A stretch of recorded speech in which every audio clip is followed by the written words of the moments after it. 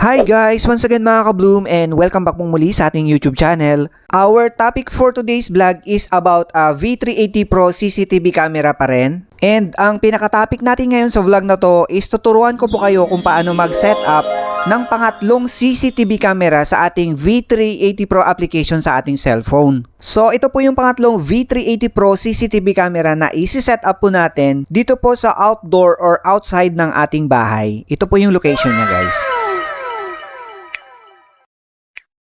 So ito guys, i-unbox muna natin yung ating pangatlong V380 Pro CCTV camera para ma-set up na po natin. Siya nga pala guys, no, kung gusto nyo makabili ng legit na V380 Pro CCTV camera at madaling i-set up or i-installed, dito lang po kayo bumili sa Franwell Store. So ilalagay ko guys yung kanilang shopping basket sa video na to and sa comment section ng vlog na to. Recommended ko guys si Franwell Store na doon po kayo bumili dahil wala pa akong naging problem with regards sa lahat ng in-order ko sa kanila guys. Lahat po yun gumagana.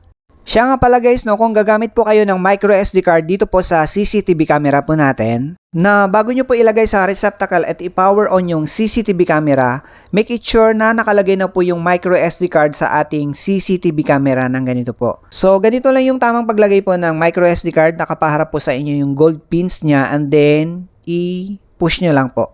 At may maririnig po kayong click sounds, ibig sabihin nun naka-fix or nakasalpak na po ng maayos. So next guys, eto na, ilagay na natin yung CCTV camera dito po sa ating receptacle.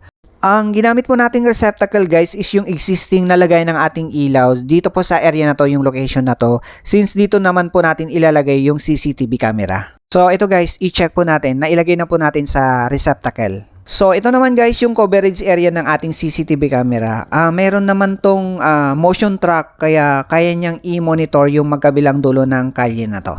So ang next guys is i-open ko lang po yung ating V380 Pro application sa ating cellphone para maipakita ko po sa inyo na may dalawa ng CCTV camera na naka-install po dito. So make sure lang na naka-connect po yung cellphone po natin sa internet. So ito guys, i-press po natin yung V380 Pro apps. Ito guys, kung makikita nyo po, may naka-install na pong V380 Pro CCTV camera. So ito po yung una, and then ito po yung pangalawa. I-open lang po natin guys, itatry po natin yung dalawang naka-installed na CCTV camera po. Itong unang in-open po natin is sa living area kung saan ako nakaupo. And then itong pangalawang box na nakikita nyo po, dito po yung unang in-install po nating CCTV camera which is nakalagay po sa terrace po natin. So ito guys, hanggang 4 na boxes po yung nakikita po natin sa monitor ng ating cellphone or yung V380 Pro apps po sa ating cellphone. So ibig sabihin nun, 4 na CCTV po ang pwede na i-install po dito. So ito na guys, the moment of truth. I-install na natin yung ating pangatlong CCTV camera. Next is puntahan na natin yung area ng pangatlong CCTV camera para ma-install na natin. So ito guys, i-switch on na natin yung pinaka-power source ng ating CCTV camera bago tayo mag-scan ng kanyang QR code.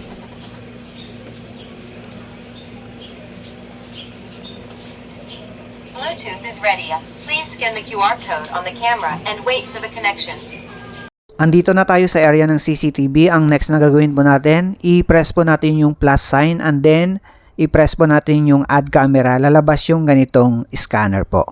Ang next na gagawin po natin guys is i-scan po natin yung barcode ng CCTV camera po natin.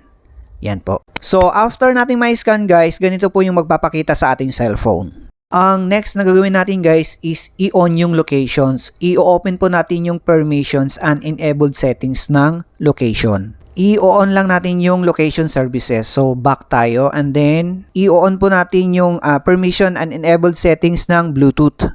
And then magpapakita po yung decline or allow. I-press lang po natin yung allow. Yan. And then guys, makikita po natin na naka-blue na po lahat. I-press lang po natin yung confirm. And then, i-change lang po natin yung country. Ilagay po natin is Philippines since nasa Pilipinas po tayo. And then, next is i-checkmark lang po natin yung nakasulat na words na I have confirmed that the currently selected region is correct.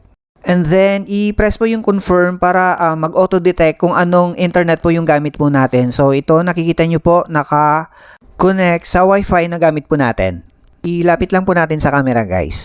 So ito guys, nakikita nyo po, naka-auto detect or naka-auto connect yung Wi-Fi na gamit po natin. May nakalagay guys na hindi compatible sa 5G Wi-Fi. And then next guys is i-press na po natin yung continue para po mag-connect na po yung ating cellphone sa ating in-scan na CCTV camera po.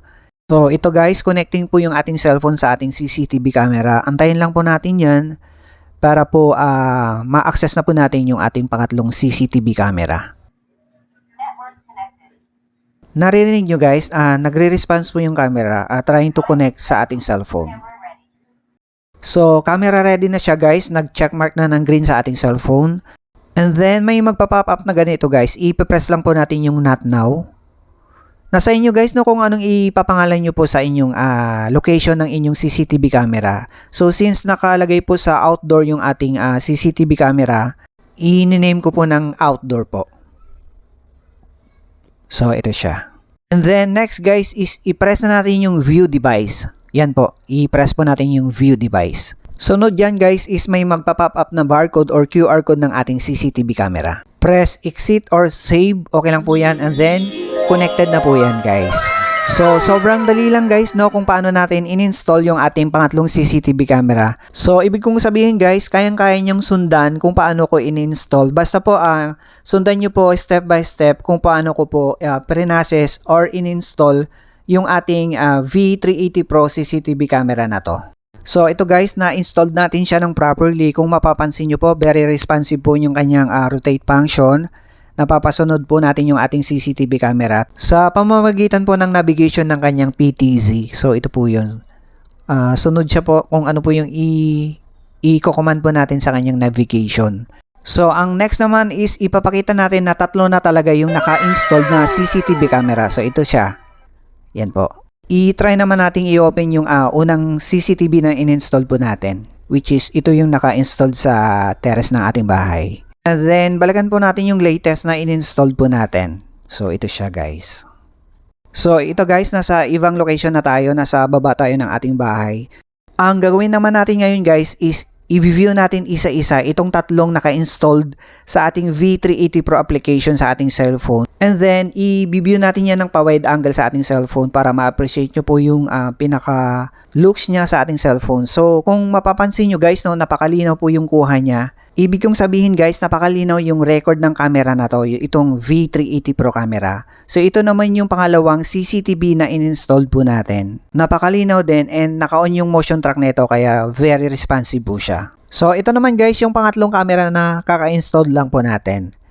So, kung mapapansin nyo guys, no, malinaw din yung kuha niya kahit nasa mataas na area siya, maganda rin yung kuha niya.